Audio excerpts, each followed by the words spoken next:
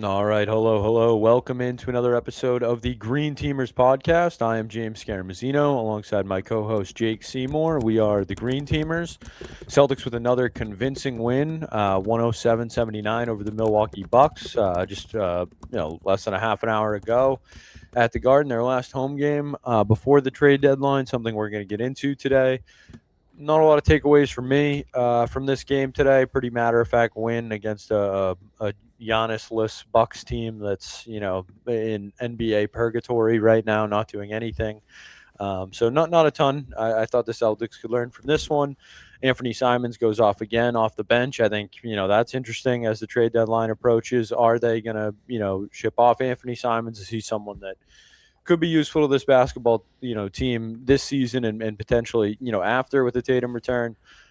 Jake, your initial thoughts on everything. We have Tatum talk, we have the trade deadline, we have this game against the Bucks. Where are you at in on the pulse of the Celtics right now?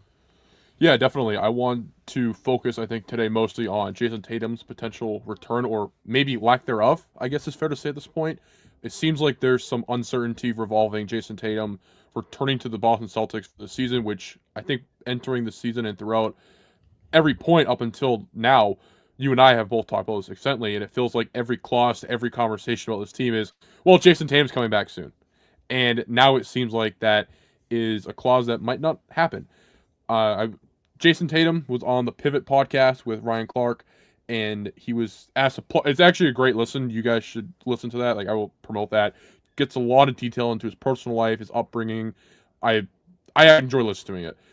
To me, the most important thing from that was him talking about his health and potential to not return the season. It sounds like he has some hesitancy in terms of how he's feeling about coming back to Celtics.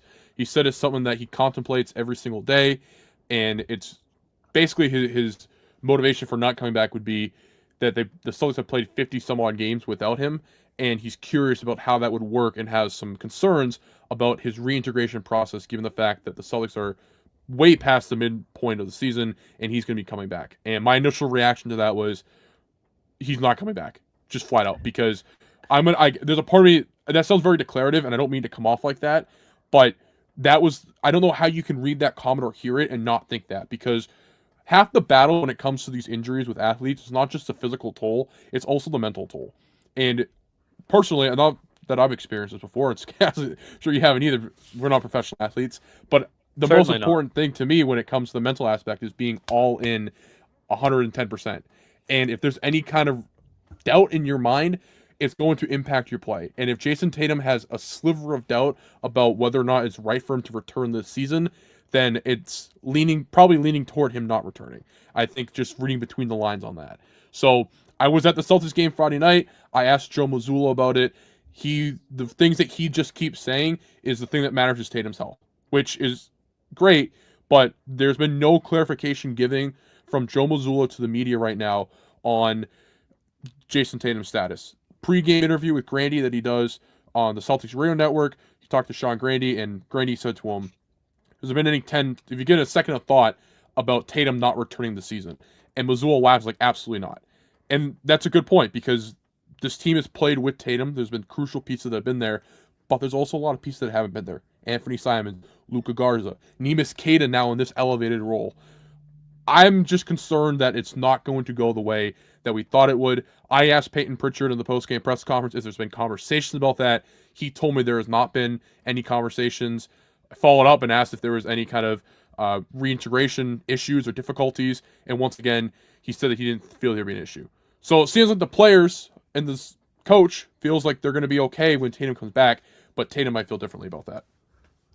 Yeah, I mean, I 100% can understand like how you would feel that way. After his comments, I think, I mean, there's a million different things that I took out of Tatum's comments, and one of them was just how polarizing Jason Tatum is, even when he's not playing basketball. That story was all over Twitter, Celtics Twitter. It kind of caught fire in some NBA circles. So for me, my first thought when I saw it was, I wonder if he's, seeing Tyrese Halliburton, who also has started to talk and do some, not PR, but just is out there after his injury talking about it, sitting down with LeBron, talking about the Olympics. I wonder if Tatum was kind of like, man, I wish the Celtics did what the Pacers did and kind of bit the bullet right away and said, he's shut down. He's shut down for the year. Don't even think about it.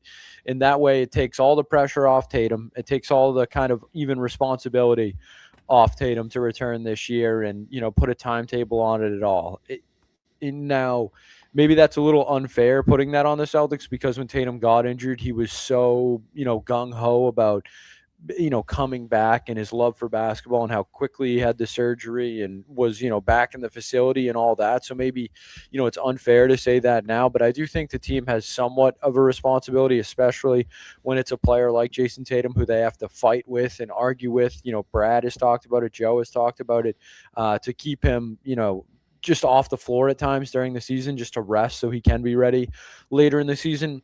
And all that ties into why I don't want to say I don't believe Jayson Tatum, but I think the story was a little misconstrued, when it got through the grapevine, when it got aggregated, because when you watch the clip, I didn't take it as he's not playing basketball this year. I took it, and this is something that I think Jayson Tatum has been a victim of a couple times. And you want to hear someone green team, here you go. But I think Jayson Tatum is a human being, and I think he's very open about a lot of things. I think he's extremely vulnerable at times for a professional athlete. And he's not afraid to say, this was hard, this was difficult. I didn't enjoy this. Like, these things didn't go well for me in this instance. And I kind of took this as like he's never been like everything we know about Jayson Tatum, the time after his injury was probably the longest he's been away from a basketball court since he was, not exaggerating, 6 years old, 5 years old or something like that. This is a guy who's lived basketball his entire life. His dad was a coach. We know how important and influential his mom has been in his career.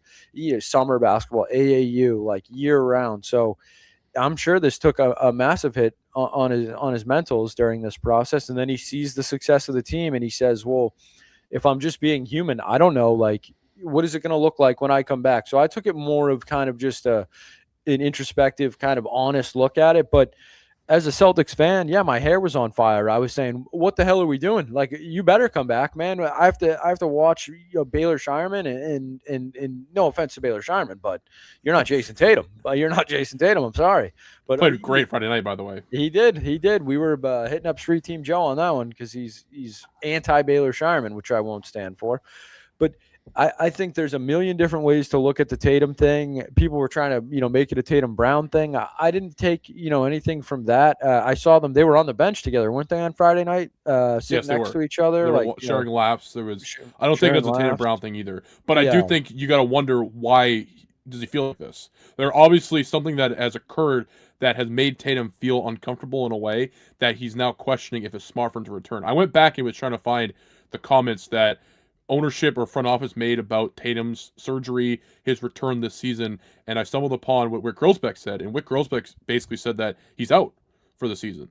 So he tried to put, and this is way back before the season started, way back in September. So he tried to put the damper on and say, hey, hold, stop. Tatum's not coming back this season. But the problem is, when it comes to what Jayson Tatum has done and what he's showed to the Celtics fan base, is that he is coming back. We've seen the workout videos. We've seen the tweets. And all those things, you can talk about him being just human and sharing updates, which, yeah, I can appreciate that, and I commend him for doing that.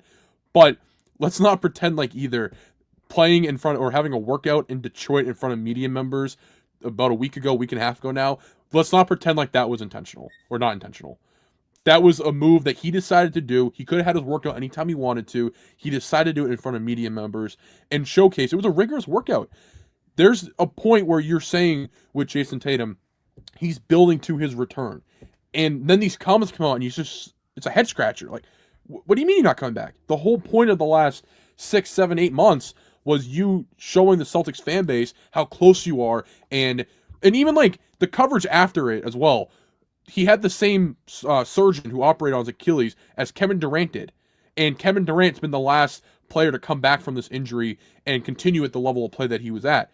Well, it was even said at the time that Tatum, because he had it hours after it had happened, he was put in a much better recovery process that would allow him to come back earlier.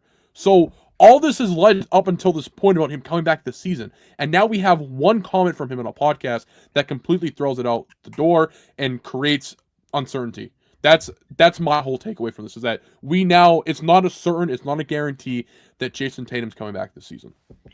Do you think the Celtics feel that way? I think so at this point. I mean, not the owner anymore, but Wyc Grousbeck, who is the alternate governor, I believe is his official title now that Bill Chisholm has officially taken over. Sure. But Grousbeck, like I said, his comments in the preseason were that Tatum was out and not to expect him back this season. Tatum's portrayed it differently. So if I feel like the Celtics, they probably do feel like he's out. And maybe that's why Mazzulla won't answer the question verbatim. When I asked him the question Friday night, I didn't ask him. He was asked about it pregame, and I forget how Bobby Manning asked it, and I'm blanking on the way he framed it. But his question was, it didn't specifically involve basketball. When I followed up with him postgame, I specifically asked the process of reintegrating him on the basketball floor, and I used the term X's and O's.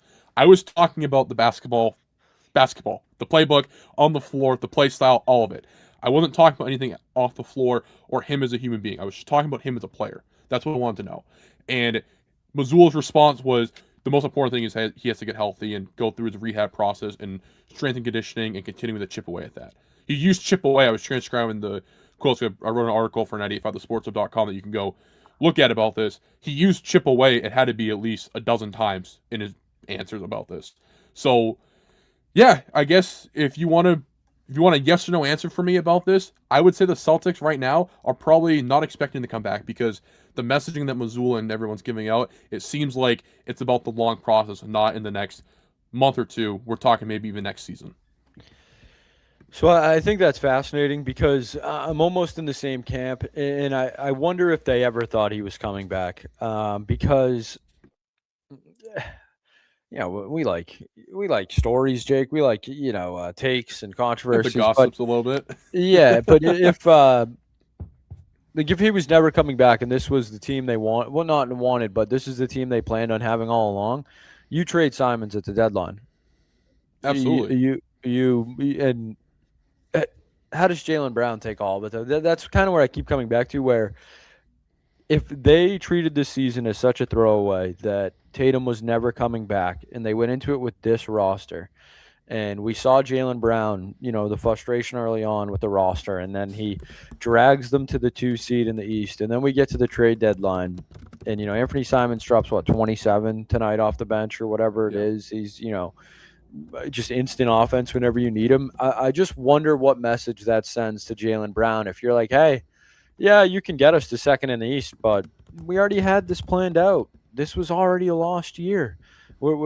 I'm sorry, but the guy we really value, Jayson Tatum, when he comes back, will invest in the team again. So I know that's a little talk radio-y like side story, but I do think that exists. The NBA is, the Real Housewives of sports. Like that's kind of what that league is. It's all drama. It's just and there's a part of me too that thinks Tatum's doing this for the story. He's doing this, to build it up too. So that's that little thing that always has to be in the back of your mind with the NBA and sports in general. But I wonder if they punt the trade deadline, how Jaylen Brown feels. And if they punt the trade deadline and Tatum doesn't come back, I think it's kind of a bad look to do that to Jaylen Brown. To have him go out there and have the season he's had, and to reward him with nothing, to even take things off his roster while they're in the middle of a competitive Eastern Conference, I think that's a really bad look. I agree. I think you can't do that if you're the Celtics, because you're allowing that it's okay to lose and it's okay not to be fully invested into a season with a young nucleus. We've talked about the Celtic University before, and about how really that should be not necessarily how they're developing new players like your Josh Minots, but rather it should be guys like Sam Hauser, Baylor Shireman, who are stepping into these increased roles, and even Neemias Queta I'll put in that category. They've been with the organization for so long and developed in such a way that they're now competing and contending and contributing to a Celtics roster that is second place in the Eastern Conference. That is what Celtic University should mean if you want to use that mantra. I would like to avoid it, but if you want to use it, that's the way I would perceive it to people and show it. If you start allowing losing and that culture to take place, the foundational support beams of Southern University begins to erode. And the leader, Jaylen Brown, I would imagine would get pretty upset about that. I would imagine there would be some issues. Again, we're getting to the spot now where it becomes speculative, and I don't want to go too far in the weeds with that. But if you would just trade away players and you don't invest in this team, Jaylen Brown wasted a season of his middle of his prime, a season of his prime over this. And I don't know. Yeah, I don't know how you can sit there if you're Jaylen Brown and be okay with that.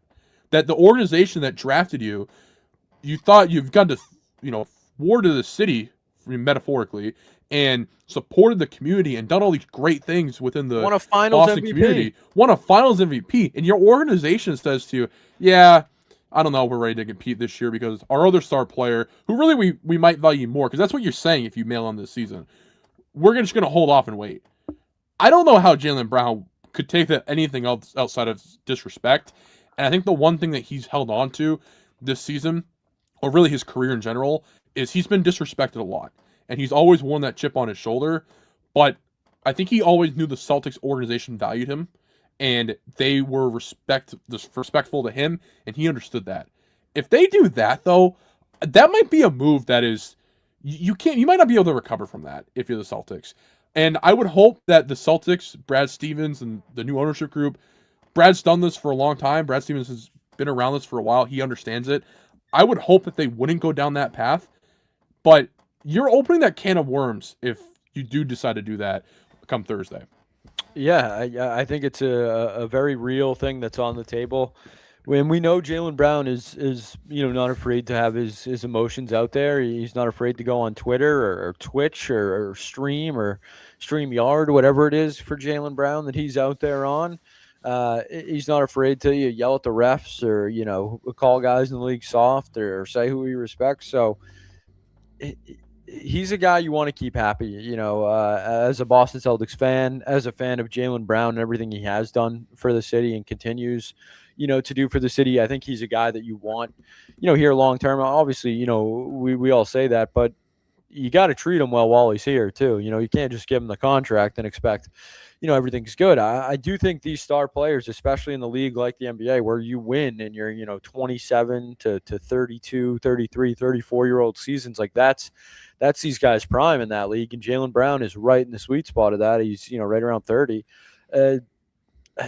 Of course, he's going to be furious if you just look at him and say, second place in the East is, pretty nice, but Jayson Tatum's not here, so I don't care. Like, what kind of attitude is that for ownership to have? And also with Bill Chisholm and new ownership, I think this trade deadline tells us a lot. You're a guy who's, aware of the tax penalties and the taxes in the NBA and all that. Like, we're going to find out a lot about this ownership group and just how they want to navigate in a year where they could get under the tax even more. They could add with Simons. They could sell off Simons, which is $28 million. How much of that do they add back, if any? Like, I think it's a fascinating trade deadline for a team that is in the race. They're in the race down a Jayson Tatum. Will they operate like a team that's in the race down a Jayson Tatum that's going to return, or will they operate like a team that's in the race with a Jayson Tatum that's not going to return? Is a fascinating study over these next few days, and we can get into some of those potential targets in a minute here. But do you have any more thoughts on the Tatum thing? I know you kind of wanted to really hammer it out. I have a couple that I can wrap up after you, but do you have any more things on the Tatum before we move on to trade deadline and stuff like that? Yeah, I just want to, throw out there with Tatum is that to me, when Pritchard said in the press conference that there's been no conversations about his return, that to me was concerning. It was kind of a red flag because you're getting to the point where we're a month out now from March. And I know the All-Star break coming up, so players are going to go away. Jaylen Brown's going to be in Los Angeles for the All-Star weekend. So they're not going to be around. So maybe it's something you do post All-Star break, I guess, maybe. But the fact that he said that there's been no conversation about that, to me was telling about where the organization is at with this. There's been no pressure on Mazzulla, Stevens, Grossbeck, Chisholm, the rest of ownership group for him to return. We've known that since media day back in September. So I don't think that there's any pressure from the organization to allow Tatum to return. And maybe this is where the frustration with fans could be pointed to if Tatum doesn't return. Maybe it should be pointed at Jayson Tatum himself, because he's been the one who's created this, I guess, narrative you could call it, about him returning this season because of the workout videos, the tweets, the surgery coverage of him getting it so close to when the injury actually happened that it allowed him to recover potentially in a faster way. All those things allowed people to believe and assume that Jayson Tatum would return this season, barring a setback. Missoula said there was not a setback with Tatum, so if that is really true and there's nothing about it, that means it's probably mental and it's a Tatum issue.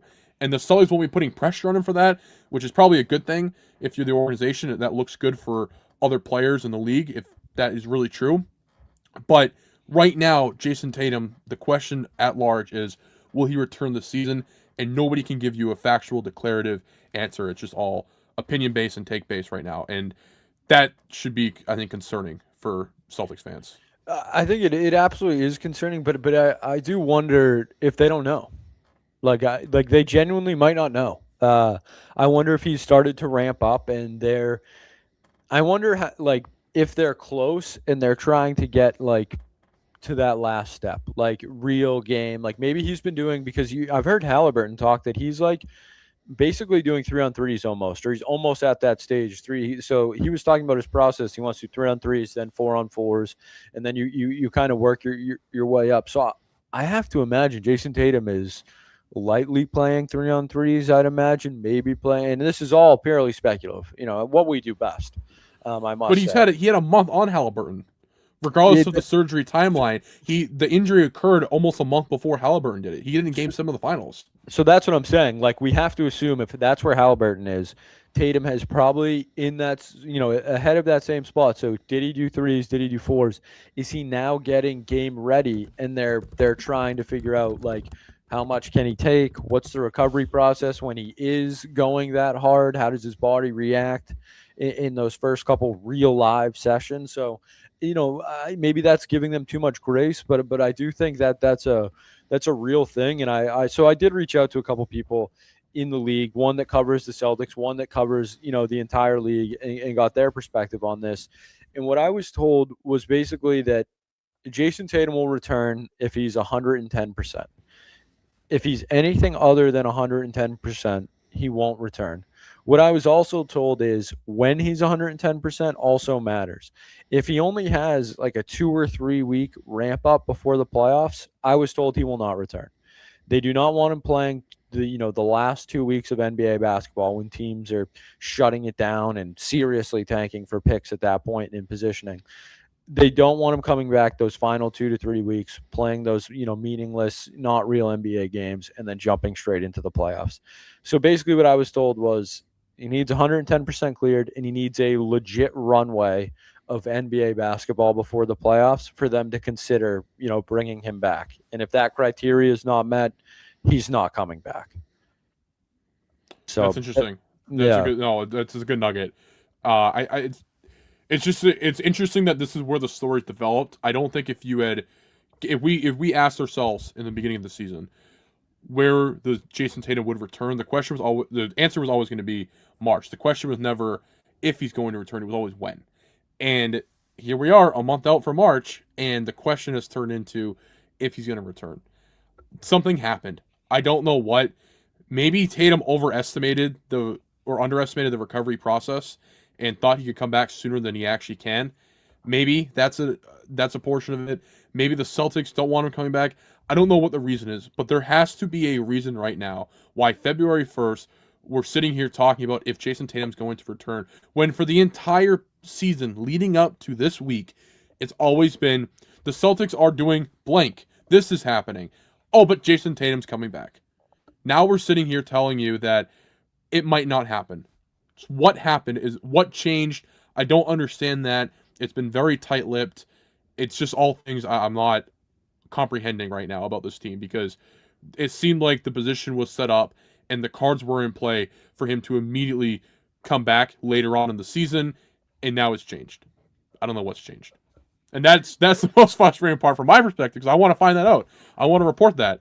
But Missoula just says that it's about the most important thing is his health, even when you talk about reintegrating him, which, by the way, should be concerning, I think, as well. It's another layer that we haven't even talked about, Skaz, is that Tatum's now coming out and saying that not only is he unsure he's going to return, but the identity is now an issue with him about reintegrating to this team with this identity. Tatum won the championship with this team less than 2 seasons ago. I know Porzingis, Holiday, Horford, Cornette, I know those guys are no longer in Boston anymore, but you still have Jaylen Brown, who's been the wingman the whole time. So what do you mean the identity's different? I know it's a different point, but everything about this identity of this team has been building to your return. And now we're sitting here saying, yeah, I don't know if Jayson Tatum's going to return. What? Doesn't make sense. I love it, Jake. Like all great Big J journalists, you're curious. That's what fuels you. I'm curious too. I want to know. I want to know what the hell is going on. But I don't. I have no idea. I'm not sure they entirely know. I think it's a tremendous point, though, that all we've gotten from Jayson Tatum is I'm coming back. I'm coming back. I'm coming back. I'm not sure if I'm coming back. Like that is very contradictory. It is hard to follow. There is no clear-cut reason as of now. I do, like to wildly speculate, but when it comes to injuries, it's not fair to do. It seems as though he's healthy. That March thing still seems possible, probable. I would even say, who knows at this point, but it could all be a work. Jake. They could just be, oh, look at us, the Celtics. Tatum's not coming back, and then all of a sudden you hear like Stone Cold Steve Austin, the glass break, and then Tatum comes running out of the tunnel on his bobblehead night or something like that. Well, yeah, his bobblehead nights. It's in March. I looked this up because I wrote about Jaylen Brown bobblehead. I thought it was ironic that Jaylen Brown didn't play on his bobblehead night, so that was what I wrote about in my recap story as like a hook, I guess you could say, a lead. Yeah. So yeah, he has bobblehead night coming. They also have Red Auerbach bobblehead night, which I thought was actually kind of. I thought that was pretty cool. Yeah. Just quickly, we did get some news about 20 minutes ago when we first started the podcast. The Eastern Conference All Stars have been announced. Oh, Derek White make it? Not an All Star. Yeah, it does not surprise me. No, it doesn't surprise me either. It's very tough to be an All Star guard in the NBA. It's extremely tough. Oh, I'm sorry. What about? Oh, shoot, they have another starting point guard, right? The could start on almost any NBA team. He was a 6-man, right? Where did that guy? Be an All-Star. Yeah, he's supposed to be an All-Star, right? where did that guy end up on the Eastern Conference All-Star? Did he make the cuts, guys? Let me see. I do not see Peyton Pritchard listed here. Oh no! He must have what happened? I do see LeBron James listed, which is interesting in and of itself. Yeah, I mean, why not? It's his final year, probably, so why not? Oh yeah, I just searched Peyton Pritchard on Twitter really quick just to see if anything came up. I don't think Peyton Pritchard made the All-Star game. Listen, I thought he was. Everyone told me, Skaz, he's a starting point guard, an All-Star candidate. I saw the emails, I saw the graphics that they were vying for him. I got it. The results haven't followed. Unfortunately, 6-man of the year. 6-man goes back to what I've been saying, Skaz, about Peyton Pritchard. He's a great player, great guy off the bench. Might not be a starting caliber point guard in the NBA, which is okay. There's nothing wrong to admit about that. Nothing wrong about that. Nothing wrong. He was a great bench player for the team last year. A fantastic option. Great bench player. And while I mentioned the Derek White thing, we should also mention. I did mention the Bucks game earlier, but this was a new thing the NBA is doing. It was the inaugural NBA Pioneers Classic. It was the first one between obviously the Celtics and the Bucks. It was to celebrate Black History Month and the league's first black players, Chuck Cooper, Nat Clifton. They called him Sweetwater, which is an unbelievable nickname. Fantastic names. Yeah, need more nicknames like that now. Isn't there a beverage out with that right now? Sweetwater. Sounds familiar, maybe. That would be a great deal today. Yeah. So those three guys, Chuck Cooper, Nat Clifton, and Earl Lloyd. So 75 anniversary of their 50-51 debut. So that's very cool as a big NBA guy and I was a history major, big history guy. Like I'm in on stuff like that. Like honor your legacy, honor the people that made the league what it was and stuff like that. I think a lot of leagues should kind of. It just feels like such a smart, easy thing for these leagues to do. Like especially hardcore fans love this stuff. Historians of the sport love this stuff. Like tell these guys stories. These guys deserve it. The sport deserves it. So I thought that was a really cool new thing the NBA did today. I didn't know if you had any thoughts on that. Yeah, I know. I saw it was cool to see the recognition that was getting. It was cool to see the players also discuss that. I'm sure we'll get some more post game comments about that. Especially from I always appreciate when Jaylen Brown always has comments about whether it be social issues or racial issues, whatever the case may be. It's always nice to hear his perspective on things. I think he's never afraid to share his opinion, which I think is valuable for a Yeah, modern athlete. So absolutely. it's cool to hear his perspective, which again I'm sure we'll get more of in the post game media availability. And they also it was cool too. They had the year on the jerseys. I don't know if you could Yes. tell that on the broadcast. That was Yeah. cool. I believe the names were also on the floor too, if I'm not I mistaken. think I that's saw some right. writing on the floor, and I kind of just it looked like the names were written there. I wasn't 100% sure if it was or wasn't. Um, But there was a special like baseline. It wasn't on the actual floor. It was on the baseline near the check-in, like the substitution area. It the was way like TV advertisements are done now on like courts and hockey rinks, I never know yeah. what's like real and what's not Oh, anymore half the 100%. time. Like so that's that's I do believe Joe Mazzulla They also had the hoodies too. I saw that pregame. They yes, all the wore special hoodie. hoodies. Hold on, I thought I saw Joe Mazzulla. Believe he said he spoke to Bill Russell's I want to say it was his daughter. Yes, Bill Russell's daughter Karen was there. This is Bobby Kravitsky. Just talked about Joe Mazzulla talked to her and just said, yeah, it's we have history all around us every day. It's nice to kind of recognize it, and I just think that's a good thing. The Celtics do a really good job of that. First class organization. They always kind of handle that stuff. But yeah, I thought that was worth mentioning. And then just I got trade deadline stuff. I don't know if you have anything else, Jake. No, I was gonna say I just looked at the video, the court on Twitter. They did have the names on the like above the TD Garden on the baseline, that green area, and they had like a Pioneers logo at right in front of the scorers table. So that Nice. was just a kind of bow on that, I guess. Yeah, I thought it was really well done. Um, Trade candidates. Now, this is a crapshoot. Everyone loves to talk about the trade deadline and what's my team going to do? Who are they going to add? None of us know. I'm not going to pretend to know. I can tell you who I like. I can tell you who I want to add. And I'm not going to give you my 2K, Cooper Flag. They should get Cooper Flag and Wemby and Jalen Duren and Cade Cunningham for Jordan Walsh and Josh Minot. I think that's a fair trade. No, so one guy already went today, Keon Ellis. The Sacramento Kings continue to be one of the dumber professional organizations in all of sports. They trade a bunch of guys, some guys that may, actually be able to help them for Keon Ellis, who is basically like every other guy the Kings have traded for over the last few years. Pretty good at scoring, decent, pretty athletic, not very good at anything else. Not, doesn't really help a team win basketball games. That's not a good team, and the Kings are not a good team. So I thought that was interesting as the first kind of domino to fall. Sure, whatever. I'm interested to see if an Andre Drummond shakes loose. I know Celtics fans, that's not an ideal guy. Day'Ron Sharp on the Nets has been, a guy that's been out there, possible big guy that can move a little bit. Yves Missy is a guy who I've been in on for a while. Mentioned him the last 2 or 3 weeks on the podcast. I think he'd be really good. I think Brad Stevens would and Joe could, maybe get him into like a little Evan Turner type role for this Celtics team. But there's some guys out there, but for me, it's not so much about who they get at the trade deadline. It's how, it's when, it's what they give up, it's the money. I think we learned so much about ownership and their thoughts on this season going into the season at this trade deadline. Yeah, I know we already discussed that and just kind of where the team's at and Jaylen Brown's view on all of this, but for me, it's not so much the target. I think we all think big, and point guard is pretty much this team's two needs. In my mind, like a real point guard, one that passes and can dribble. Like I think that's very important.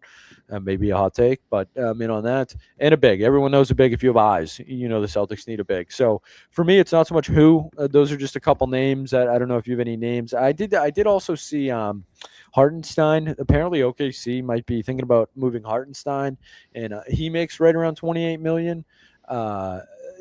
Same as Simons. So that's something there. Hartenstein would kind of interest me. Losing that Simon shooting would be tough, but For me, it's more about the how and the money than who.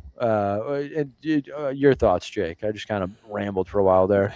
No, it's all good, guys. I think I was disappointed to learn earlier this week that reportedly the Celtics turned down a proposal from the Bulls that would have acquired Nikola Vucevic for Anthony Simons and a first-round pick. I thought Vucevic. We were talking about this in the studio, Skaz. I thought Brad Stevens was always kind of targeting Vucevic over the last, 5 years since he's been an Younger executive. Vucevic. Yeah, definitely younger Vucevic. He's obviously older now. But I thought Vucevic would have been a nice add for this team at the deadline, especially because, sure, he's not going to fit long term, but I just thought that Anthony Simons right now, he's working, but is he a guy that's going to fit the team long term rather than the short term of Vucevic? So I would like to have seen Vucevic here. He's an offensive big man, can get rebounds as well. That felt like to me what they needed. Just somebody to be down there with Kata, because Kata's played great, but again, my whole perspective on that has been not that Kata's this all-worldly basketball player. Rather, it's actually the fact that he's the only person on the team that can provide consistent minutes at the big man spot and serve in that role. Garza has played up to that, and has certainly had his moments, but it seems like it hasn't been an every day scenario for him like it has been for Kata, who's played tremendously consistently throughout the season. So I thought Vucevic would have been good. I was disappointed to learn that. I also, when I first heard it, the first round pick thing bothered me because there was reports earlier this season that the Celtics did not want to move off picks. So I thought we were going into a potential Celtics not wanting to, move picks like the Trader Danny stuff, and it was hoard all these first round picks together. But then another report came out. The Celtics offered Simons a first round pick for Zubac in the Clippers, which I think you mentioned, and I would just that kind of quelled my concerns on that because, okay, at least they offer the first round pick. I would have liked to see Zubac here too. I think the Celtics need a big man. So whether it's Vucevic, Zubac, whoever it is, go get yourself the big man. That's the only really hole I think you could say they have right now. Derek White, he's had his ups and downs. Pritchard, same kind of role. I think your guard spot's going to be fine with those two. There's nothing really you could work out there in the deadline. The big man spot is the one error on this roster, which, again, guys, we've been talking about since the offseason, that they needed to address and fix, and it seems like it's still the hole. So can Brad Stevens get it done? And will the ownership group invest? Because that's the other part of this trade deadline that's important, is that this will be the first test to see if the new ownership group invests.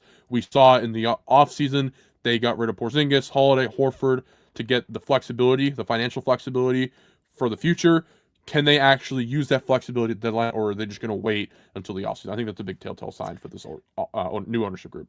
Yeah, I couldn't agree more on the Vucevic thing. He stinks. I know he's a good offensive big, but he's 35 and he plays on a terrible Bulls team. He gets. I know. I just want to see a new big man in Boston because the Celtics need a big man. I get it. If it was a couple of years ago, I would have been all in. But I think for this team, he's more of a short-term ad than anything else. Like a 35-year-old big doesn't do much for a Celtics team with this young of a core.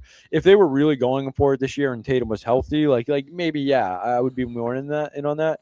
But is this a sign? So is this a sign that Tatum isn't coming back because Vucevic they turned that down? He stinks. He's too bad. As someone, can you let the take cook a little bit, Skaz? All right. He stinks. So I texted when this news came out. I texted a buddy who the same guy who covers the league nationally, and I said I haven't watched a ton of Vucevic this year. A couple weeks ago, and I'm like, "We're Celtics making a call," and he said no. That's all I got back. Just not worth it. I was like, okay. Easy enough. So Zubac, I was told, yes, still a good player. He's younger. I think he's 30, but he's been in the league forever. So that's a guy. Yves Missy, Daron Sharp are still guys at the top of my list. And I don't know if anyone on the YouTube or you there, Jake, saw me just swift. I had to plug my laptop in. That's what that move was. I didn't want you to think I was running away on you when you were talking. I didn't want to break your concentration, though. So we're professionals here at the Green Teamers podcast. Don't let anybody tell you otherwise. Jake, another good week of Celtics basketball. Yeah, 3-4, I think, over the last week. Kind of that Atlanta loss was very ugly, very ugly. What are you going to do? Sometimes you have a bad night. That's the Green Team. Sometimes the green goose gets in the way on the parquet floor, and that's just how it goes with Celtics. Yeah, That's the way the you cookie slip up. crumbles. You slip. Be careful out there. Jake, great stuff this week. I think we covered a lot. I'm very interested in the trade deadline. Maybe it's Super Bowl week, folks. I would say maybe slight, small chance we do a trade deadline pod, depending on if they do anything. Small chance.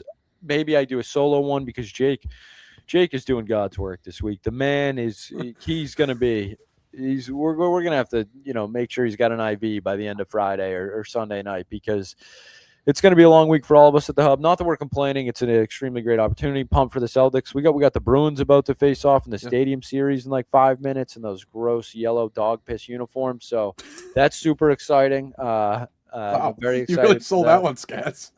Yeah, I mean it's the Green Teamers pod. It's it's not the It's friggin' not the Black and Gold podcast. yeah, exactly. I don't like the uniforms.